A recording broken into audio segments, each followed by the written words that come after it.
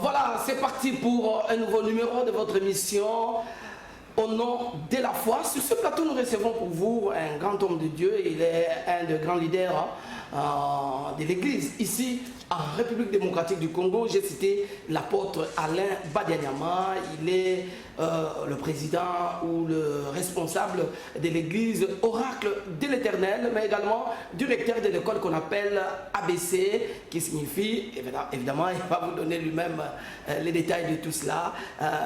Apôtre, bienvenue et bonjour. Merci, bonjour. Merci. Comment vous allez? Dieu nous fait grâce. Alors, je vous présentais comme directeur de l'école ABC. C'est quoi ABC? ABC veut dire Alain Badianyama Coaching. C'est une institution où nous sommes là pour coacher, apprendre, redresser et pousser les hommes de Dieu à aller à réussir leur vision dans leur mandat. Comme d'ailleurs le coaching du tout, ce sont des entraîneurs, des encadreurs, des personnes qui orientent afin de permettre aux gens de réussir ce qu'ils doivent faire. Exact. Voyez-vous, il y a des gens qui ont des visions. Tu peux avoir une vision, tu peux avoir un talent, mais tu as besoin de gens qui ont une certaine longueur d'avance pour te coacher et t'orienter. Donc, c'est le travail que nous sommes en train de faire. C'est une sorte d'une école, mais une école pratique. C'est très différent avec les écoles théologiques que nous avons fait. Là, ce sont du vécu du ministère de chaque jour. Ce n'est pas une école du ministère? C'est à peu près cela, mais c'est au-delà de cela parce que dans l'école du ministère, on se limite à une certaine dimension. Mais on n'entre pas dans la vie ou dans le ministère de la personne. Voilà. Essayer d'y entrer, essayer de régler des choses. Et nous, c'est la face B de l'homme et la pratique du chaque jour. Vous savez, il y a du ministère. Oui. Il y a certains sujets qui ne sont pas traités, par exemple dans les écoles théologiques. Maintenant, on essaie de traiter ça, le vécu de tous les jours, les choses que nous trouvons, même des choses les plus difficiles, on essaie de partager ensemble et voir comment s'en sortir. Apôtre Alain Badianyama, Église Oracle de l'Éternel, à Bandalungwa. C'est à tout moment qu'il y a du bruit dans cette église. Chaque semaine, il y a ceci, chaque jour, il y a ceci, il y a cela. Comment se porte l'église Oracle de l'Éternel? Oui, en fait, l'église Oracle de l'Éternel, c'est toute une communauté. Et Bandal n'est que le quartier général, mais il y a des extensions à Mbinza, à Bumbu, Bumbu 1, Bumbu 2, Kanluka, Matadi, Lubumbashi, Afrique du Sud, Angola, par-ci par-là. Donc c'est vraiment une communauté qui a plusieurs branches. Et à ce qui concerne des bruits que vous appelez les bruits, ce sont des activités que nous essayons de faire chaque semaine. Vous savez, nous sommes dans ce qu'on appelle l'opération attaque sans recul. Le diable ne se repose pas et Dieu aussi ne doit pas se reposer. C'est chaque jour que nous avons des initiatives, nous avons des actions à faire pour gagner les âmes, pour bénir le peuple de Dieu et pour stabiliser les enfants de Dieu. Très bien. Alors, les questions brillantes de l'heure, en tout cas, c'est ce qui nous intéresse pour cette émission. Nous avons dernièrement vu, vous étiez engagé parce qu'il fallait faire des prières pour la nation sous la direction du prophète évêque général de l'église du Réveil du Congo, Dodo Kamba, que je salue en passant. Il y a eu même des activités chez vous à l'église où il y avait plusieurs serviteurs de Dieu, question de prendre conscience pour notre pays. Ça signifie quoi? Oui, vous savez, notre pays a besoin vraiment de prières. Nous sommes dans un carrefour d'un enjeu politique hautement que personne ne peut pas comprendre. Les yeux de tout le monde, du monde entier, est braqué sur le Congo. Et nous devons prier pour notre pays. Non seulement prier pour notre pays, prier pour les autorités du pays. Ça, c'est très important. Et ça, c'est le devoir de l'Église. Et on était là pour conscientiser les hommes de Dieu, à prier pour la nation, à prier pour les autorités du pays. Et on a réussi à le faire aussi sous la direction de l'évêque général Dodo Kamba. On était parti au stade, bien sûr, on était aussi accompagné par d'autres institutions et ça s'est bien passé. Très bien, ça s'est bien passé. Finalement, est-ce que la prière qui est adressée à Dieu pour notre pays est quand même entendue? Mais vous savez, Est-ce que les lignes bougent-elles dans cette histoire de l'Est de notre pays, de l'insécurité, des problèmes divers du pays, la RDC? Je vous dis la vérité que ni était la prière que l'Église fait, déjà une grande partie du pays allait déjà partir. Parce que les infiltrés ont infiltré, alors permettez-moi la tautologie, notre pays de toutes les couches. Niveau politique, niveau de l'armée, tout ça, il y a une infiltration très grave. Mais il y a comme quelque chose qui les retient d'agir. Ils sont prêts à agir. Il y a des armes qui sont découvertes par-ci, par-là, l'Est. Il y a des cachettes des armes.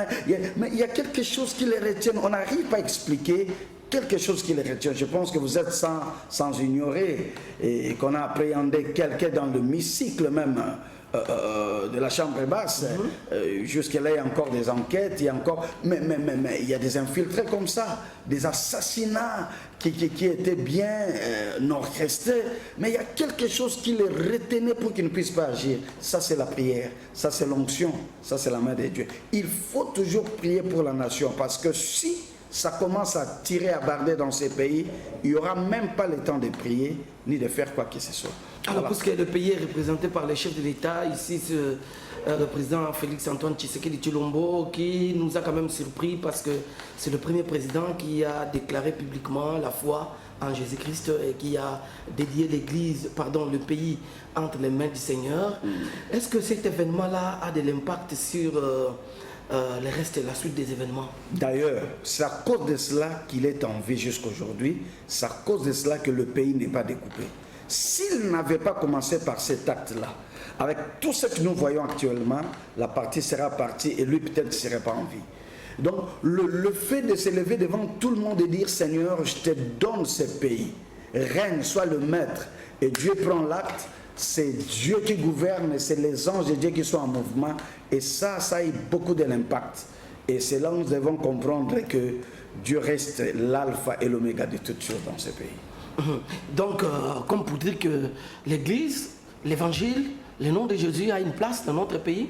Mais bien sûr, parce que la lyre où le pays est en train de partir, l'Évangile doit être prêché et l'Église doit prendre une grande place pour aider l'Église. Parce que regardez par exemple, moi je me souviens, quand vous regardez seulement l'éducation de notre pays, ça fait des années...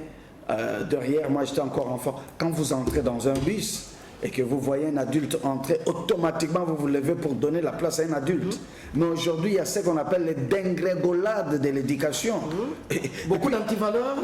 Des antivaleurs. Mais il y a quelque chose qui m'intrigue, c'est pourquoi l'Église doit beaucoup prier, c'est le niveau de raisonnement. Moi je me souviens à l'âge de 14 ans, 15 ans, je pouvais réfléchir comme un grand et je prenais soin de mes petits quand les parents n'étaient pas là. Aujourd'hui, vous verrez un garçon de 25 ans, 26 ans. Encore un gros bébé? Non seulement un gros bébé, il est incapable de bien raisonner. Je vais vous dire quelque chose qui va vous faire rire. Regardez même les chansons. Je ne parle pas de la musique mondaine, mais je dis de la musique en général. Quand vous écoutez de certaines chansons de ce temps-là, ok, jazz, ok, tout ça, vous verrez des textes bien élaborés, mais ces gens-là avaient quel âge? Ils avaient 22 ans et 23 ans. Et aujourd'hui, regardez le musicien de 30 ans, 35 ans, ce ne sont que des bêtises, un écart de texte. Il y a quelque chose qui ne va pas dans notre pays. C'est comme si le cerveau est détenu quelque part. Vous verrez un grand-papa vous déraisonner. Vous verrez un professeur de l'université enseigner d'autres choses et faire d'autres choses à la politique. C'est comme si on a volé l'intelligence au peuple. C'est là où l'Église doit prier, intervenir pour que les raisonnements rentrent en place. Il faut une prise de conscience. Il faut une prise de conscience, ça c'est vrai, mais c'est un problème spirituel.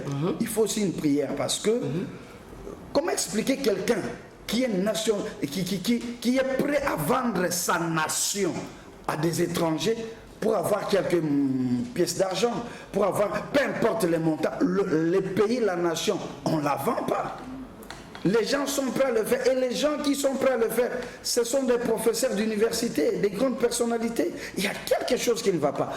Non seulement que le peuple doit prendre conscience, mais l'Église doit apprendre à enseigner ces choses ouvertement sur la chair et prier pour les gens. Voilà, l'Église doit prendre conscience, l'Église doit prier.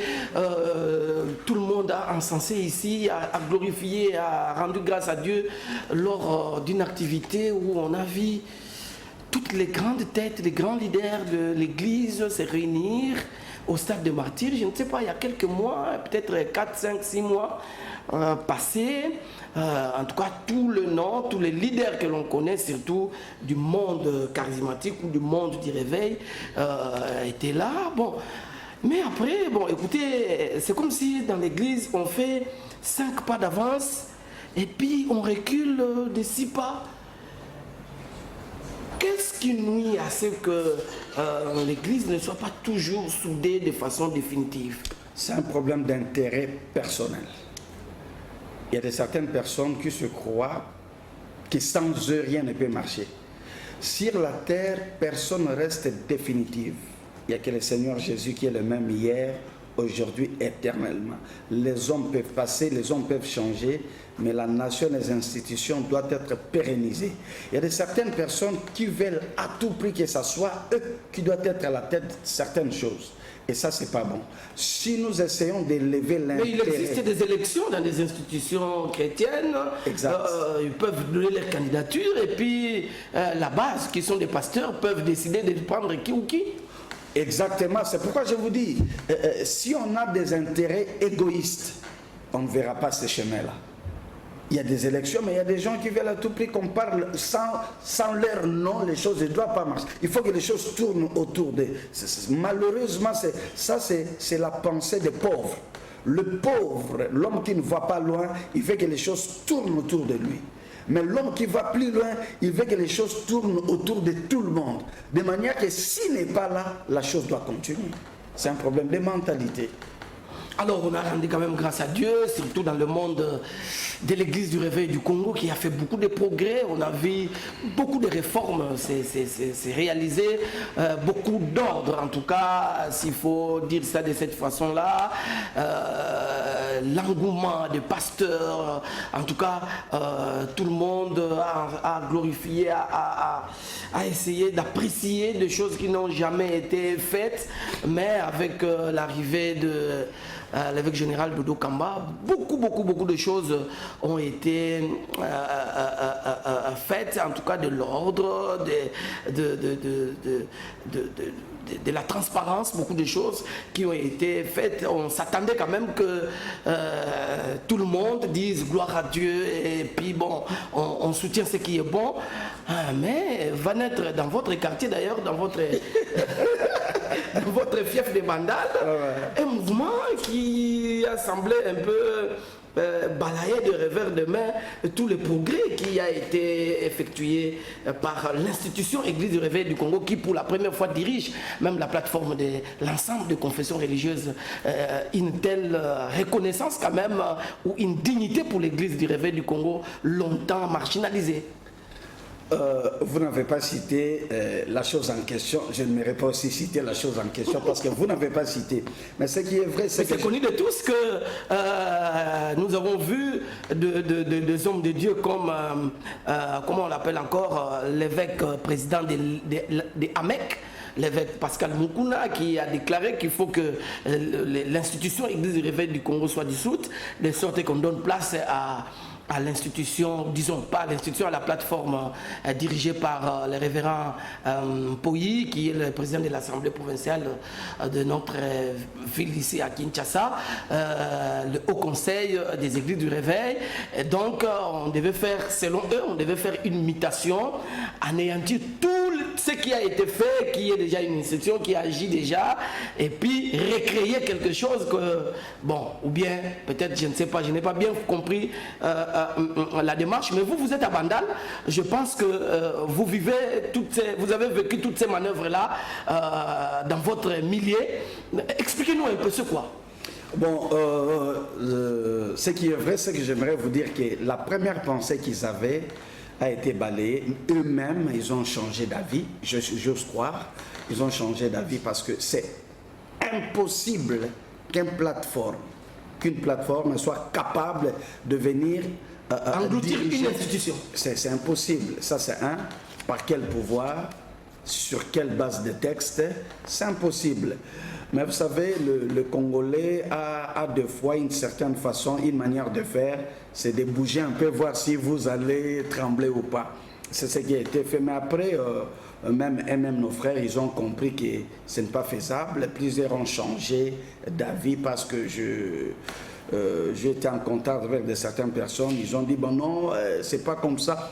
Plusieurs ont changé d'avis. Mais ce qui est vrai, c'est que l'institution RSC a fait beaucoup de progrès. Et même, comme vous l'avez dit, aujourd'hui, c'est l'RSC qui est en train de diriger toutes les institutions ecclésiastiques dans cette plateforme religieux du pays. Oui, qu'on appelle CIME. C'est un honneur. Ça n'a jamais été fait. Ah, voyez-vous. Deuxième des choses, c'est pour la première fois que l'Assemblée générale soit déplacée de la ville de Kinshasa pour une autre ville, Matadi, et l'institution paie. Malheureusement, il n'y a pas eu de communication sur ça. Malheureusement, l'église, le pasteur qui se trouve à Bumbu, le pasteur qui se trouve, par exemple, à Moneditu, ou je ne sais pas qui se trouve, je ne sais où, n'est pas au courant de tout ce qui s'est passé. Une grande faiblesse de communication au niveau des... Sur ce plan-là, nous allons nous amender. Nous devons réflexionner, réorganiser, restaurer l'appareil de la communication. Il faut que la communication soit faite. Par exemple, sur l'activité de stade et l'après-stade, il faut que la communication soit faite sur l'Assemblée générale qui vient de se passer, une Assemblée générale extraordinaire. Voyez-vous, l'institution a pu payer les transports. On n'a pas des images, on n'a rien, même dans des émissions, à travers des chaînes de télé, je ne vois aucun responsable qui a été présent venir faire la restitution, que voilà ce qui s'est passé, voilà comment on a procédé. Il y a eu quand même des réformes qui ont été annoncées avant même de descendre à Matadi. Jusque-là, bon, ça se communique entre les responsables, mais le grand public doit savoir. Oui. Vous avez raison, le grand public doit savoir. Il y a une organisation qui est en train d'être faite. Je pense que vous serez invités, comme vous avez toujours été invités, pour nous aider à couvrir cela. Ça sera donné, la communication sera faite. Vous êtes en train de nous pousser même d'arranger très bien ces histoires. Ça sera fait, bon, peut-être en retard, mais ça sera fait. Ce qui est vrai, c'est que c'est pour la toute première fois que l'institution RSC sort de la capitale pour aller dans une autre ville, en province, et payer les billets pour tous ces représentants de l'RSC dans toutes les provinces, les loger, les nourrir, les prendre en charge. Et dans de très bonnes conditions, nous avons des échos que c'était très très bien. Dans des conditions impeccables, moi-même. Digne des ministres de Dieu. J'étais là, du début à la fin, je vis comment est-ce que les choses se sont. C'est pour la toute. Il y a des progrès extraordinaires. Ça fait quand même une connexion incroyable avec nos amis de l'église qui sont également, qui œuvrent dans le Congo central, dans Matadi. À Bangui, au nord, sud, nord Kivu, sud Kivu. Il y a des connexions. On était avec tout le monde, on était avec tout le monde. C'est là qu'on a appris qu'on doit même faire quelque chose pour nos amis des Goma. On doit faire quelque chose et je vous informe que la prochaine Assemblée générale de l'année prochaine, ça sera à Goma. Ah, là, vous n'avez pas peur?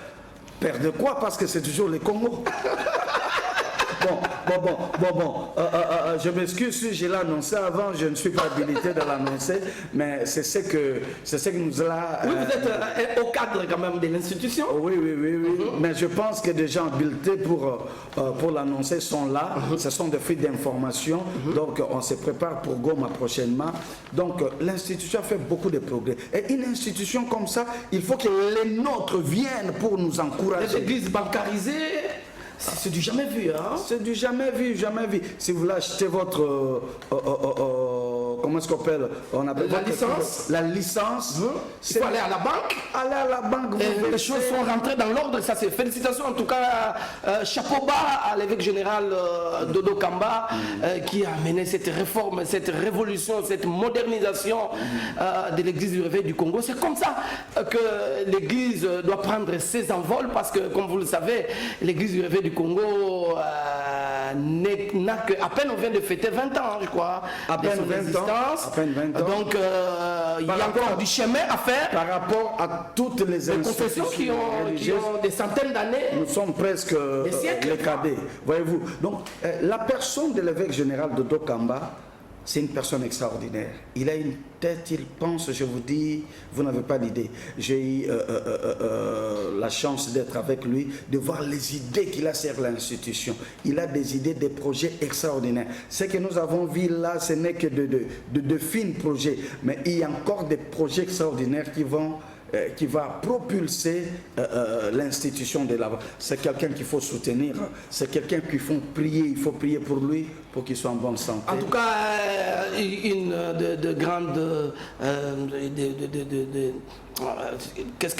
une des questions qu'on peut mettre dans l'actif aussi de l'église du Réveil du Congo, c'est aussi cette histoire des écoles conventionnées de l'église du Réveil du Congo.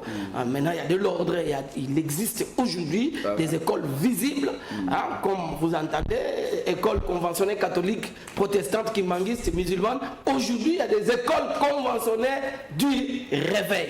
En tout cas, là, tu permettez-moi de dire quelque chose. Parce qu'il y a des fois, on est en face de nos amis des autres institutions qui nous disent que nous ne participons en rien dans les sociales.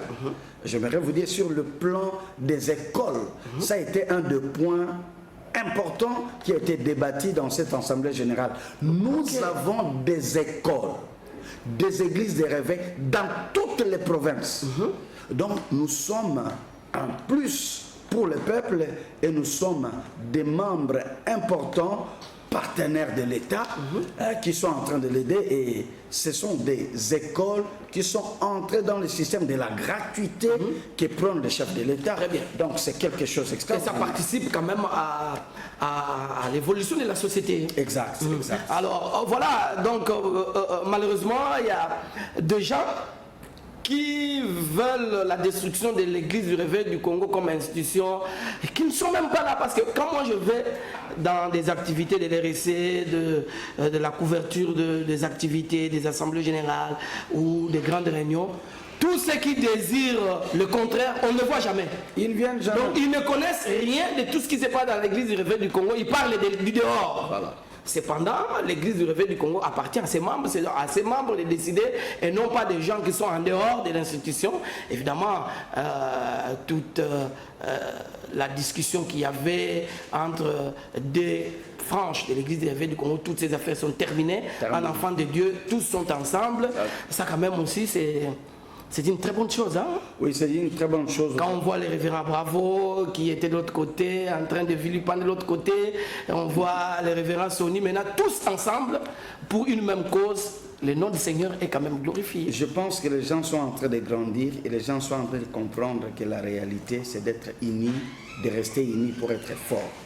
Moi, j'ai beaucoup de respect à mes aînés, à mes pères. Peu importe ce qui peut arriver, le respect est très important.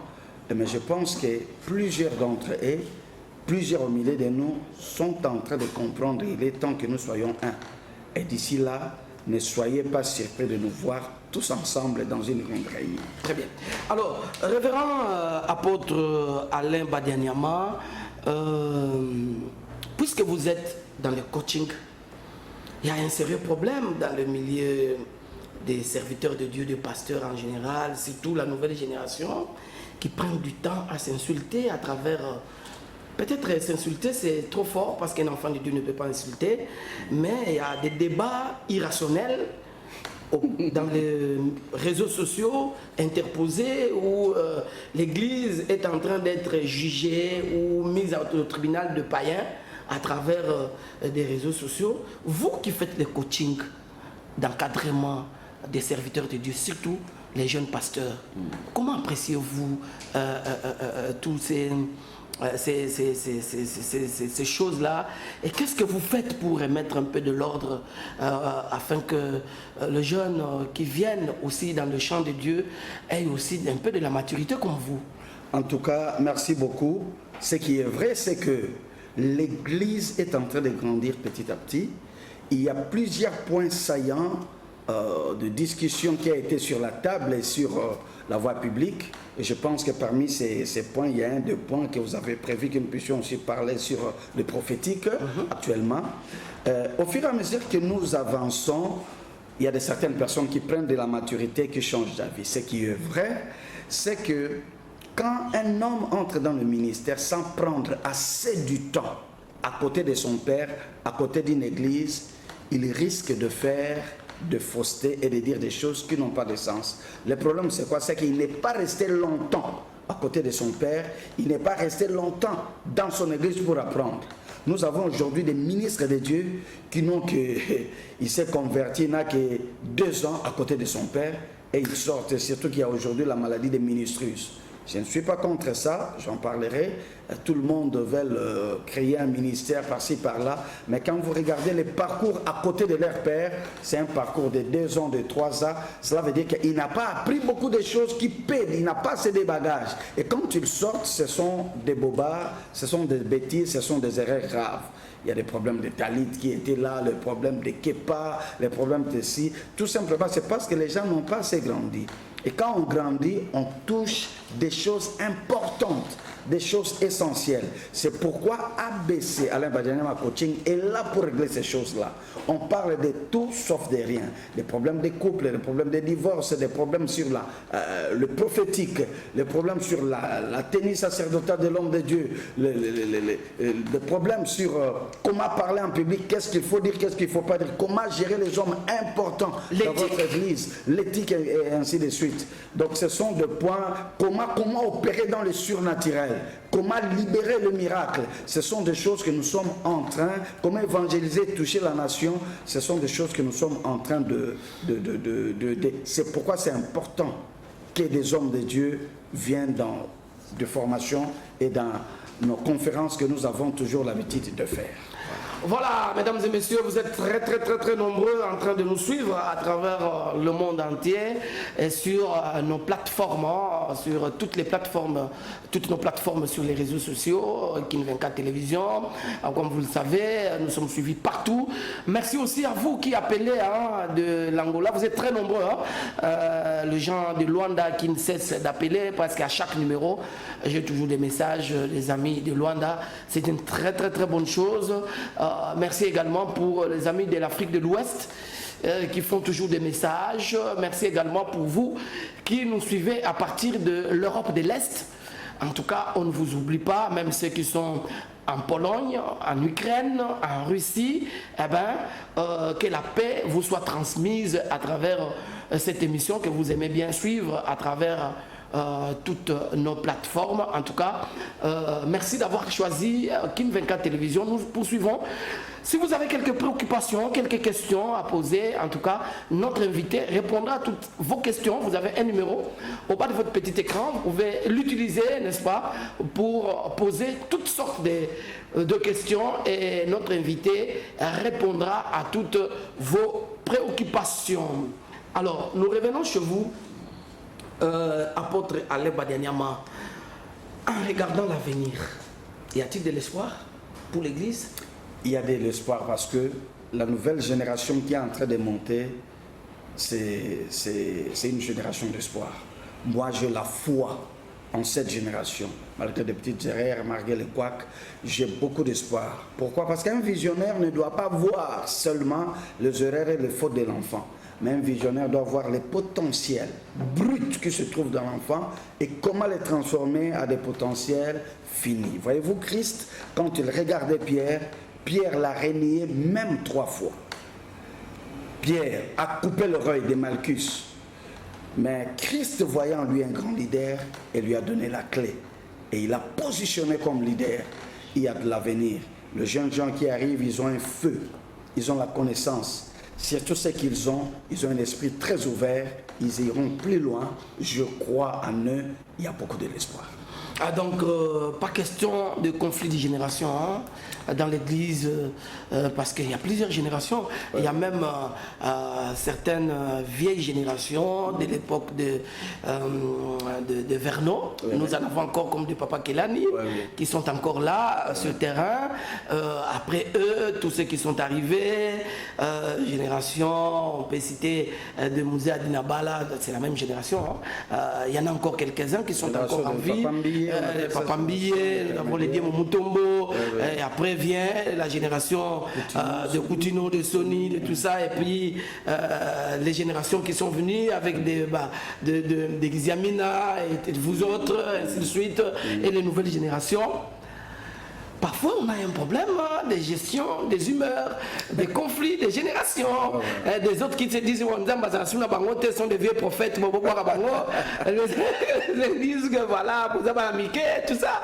Alors, comment est-ce qu'il faut vivre en harmonie et des vieilles et des nouvelles générations dans les seigneurs? Je commence par répondre à ces problèmes de Baviona Basila et ainsi de suite. Vous savez, je l'ai toujours dit et cela me fait peur.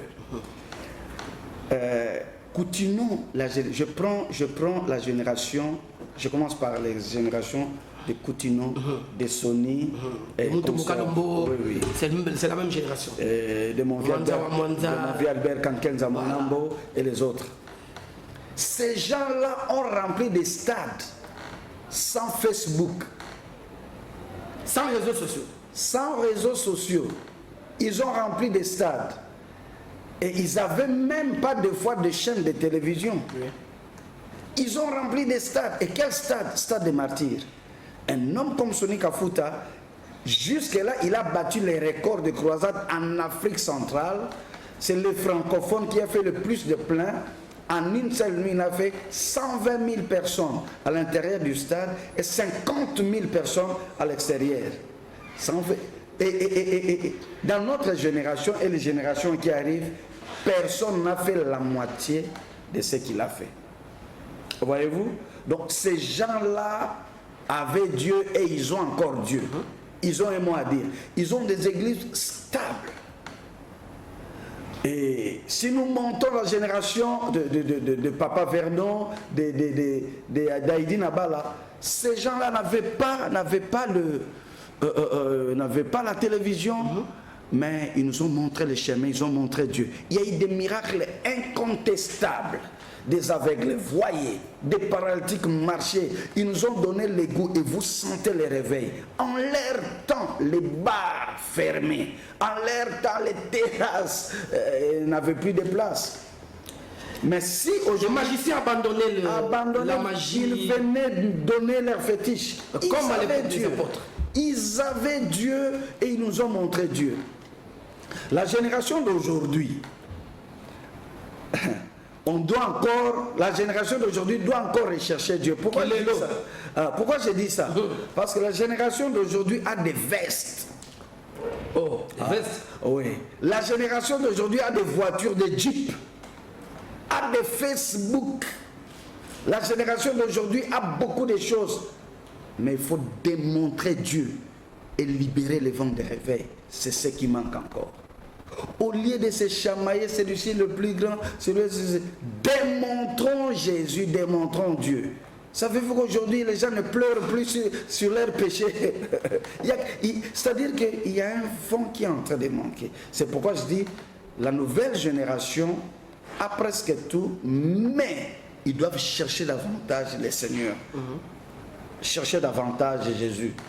Parce que le réveil là, Dieu là, c'est pas les Français, c'est pas la veste, c'est pas la cravate, c'est pas la jeep, c'est pas la Europe et revenir, c'est autre chose. C'est Christ en nous, l'espérance de la gloire. C'est les paralytiques marchent, les aveugles voient, les pécheurs venir à Jésus en masse. C'est ça ce que nous devons rechercher aujourd'hui. Le vent du réveil doit revenir et ça va revenir. Très bien, nous avons vu les pasteurs. C'était quand même intéressant. Après les élections de prophète Dodo Kamba comme évêque général de l'église du Réveil du Congo, je rappelle que votre épouse, évêque Brigitte, était candidate. Elle était concurrente à l'évêque général de Lukamba. C'est vraiment osé. Les gens ont dit, bon, si cette dame-là passe, ça signifie que c'est l'apôtre Alain qui devient le président de l'église du Congo. Bon, l'évêque Brigitte, mon épouse, c'est une femme extraordinaire. C'est pour moi une chance, une grâce d'avoir une femme comme ça. Elle est forte, elle est courageuse, elle est intelligente et elle savent oser. Moi, j'avais dit, chérie, ose un peu. Et elle avait osé. Mais ce qui était curieux, elle avait beaucoup de voix. À l'élection, en tout cas, contrairement à ce qu'on pensait, que bon, peut-être elle va sortir avec 2 voix, mais lorsqu'on va faire le dépouillement de bulletins de vote, on trouve que votre épouse a eu beaucoup de voix qui a risqué même de bousculer l'élection. Non, c'est ce qui est vrai, c'est que le voix...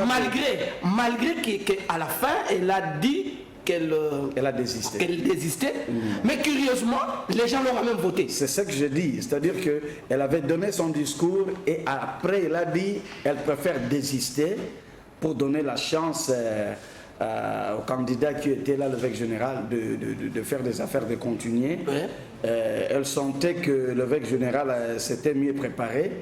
Elle a désisté, mais... Elle a désisté, j'étais dans ma salle, oui, mais elle a désisté, mais il y a eu au comptage de voix, il y a eu beaucoup de gens qui l'ont... Je ne sais pas si les gens étaient distraits ou bien...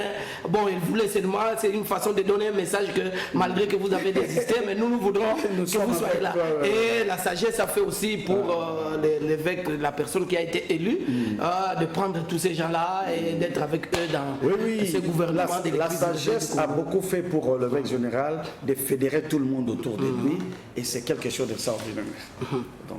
Alors, après ça, je disais, il y a eu une retraite des serviteurs de Dieu. On a pris 4 ou 5 jours à la forêt. J'étais présent et il y avait des choses magnifiques, et des enseignements incroyables. Il y a eu une commission des pasteurs expérimentés qui devaient recevoir tous ceux qui avaient à se repentir sur telle ou telle autre pratique, telle ou telle autre erreur. C'était terrible, c'était magnifique. Et des événements comme ça. En tout cas, si Jésus pouvait revenir à ce moment-là, je pense que beaucoup de choses seraient réglées au milieu des serviteurs de Dieu. Mais je pense que ce sont des choses à encourager si les enfants de Dieu, les serviteurs de Dieu peuvent se mettre ensemble. Non pas pour toujours polémiquer, mais pour chercher la face de Dieu comme vous l'avez souhaité. Oui. Ça sera extraordinaire. Mais justement, c'est ça la base de l'Église. De l'Église des réveils, la base, ça doit être d'abord la vie chrétienne normale. On ne pouvait pas entrer directement dans d'autres choses sans qu'on puisse mettre la vie de Christ sur la table. C'est comme ça que juste après l'élection de l'évêque général, nous sommes allés chercher la face de Dieu, arranger des choses, être à communion ensemble, pour que les choses on doit commencer avec Dieu. Et c'est extraordinaire. Je pense que ça sera une habitude. Chaque année, il y a toujours des temps où les pasteurs iront en commission chercher la face du Seigneur et prier ensemble. Très bien, nous tendons petit à petit vers la fin de cette émission. Apôtre, revenons un peu chez vous, l'église, ABC. Y a-t-il quelques messages, quelques programmes à annoncer au peuple de Dieu qui vous suit? Oui, j'ai 3 programmes à annoncer. Le premier programme, c'est que j'aimerais dire, pour l'Église, nous sommes dans une période pascale. Et dans cette période pascale, toutes nos extensions sont en prière par rapport à la Pâque. Christ est mort, il sera ressuscité, et notre Pâque, c'est la résurrection de Christ. C'est la plus grande fête. Et je prie et je demande à tous les membres de l'Église, et même à ceux qui nous suivent, qui ne prient pas avec nous, ce dimanche, si vous avez le temps, venez nous rencontrer dans notre centre Oracle de l'Éternel à Bandal, avenue Nguilima numéro 15 bis. De 8h à 11h, on aura un grand culte avec Sainte-Seine. Et cela va se passer dans toutes nos extensions. Mais aussi pour ABC, j'aimerais dire à ceux qui sont en train de nous suivre, je m'adresse à nos amis, on nous a demandé, j'ai eu beaucoup de demandes depuis très longtemps aux amis qui sont en Europe, en France, en Belgique et en Suisse. Pour l'ABC, nous serons là très bientôt. en France et en Belgique pour l'ABC, une formation extraordinaire et pour quelques réunions de réveil. Et en dehors de ça, il y a la prochaine promotion qui est en train de venir. C'est une promotion très spéciale où tous les étudiants, depuis la première promotion jusqu'à la 10e promotion, nous allons nous retrouver ensemble parce que là, nous ferons la 10e promotion où il y a des cours inédits. Et nous allons terminer notre promotion, la collation, ça va se faire à Showbiz. Mais il y a des cours inédits que je ne vais pas donner, qui seront donnés, par exemple, des cours tels que l'onction pleine et l'onction vide.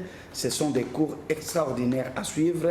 Il y a des cours extraordinaires tels que le père qui tue leurs enfants, parce qu'on a l'habitude toujours de dire aux enfants, écoutez, soyez loyaux, suivez votre père, mais il y a aussi des pères qui tuent leurs enfants spirituellement, et nous voulons que cela n'arrive pas.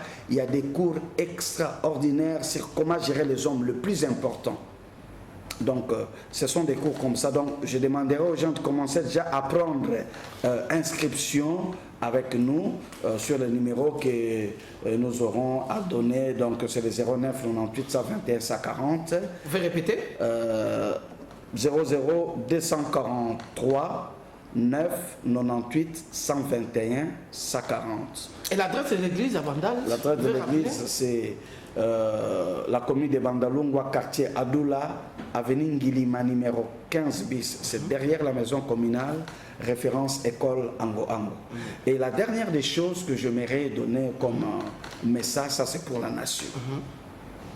C'est pour la nation, je demanderai à tous les enfants de Dieu de prier pour la nation et encore pour le chef de l'État.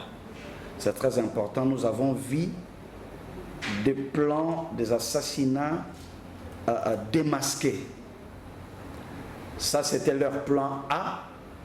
Ils ont un autre plan B que Dieu va encore les confondre. Prions pour notre chef de l'État, un homme extraordinaire qui a une grande pensée et la soif de voir ce Congo s'élever.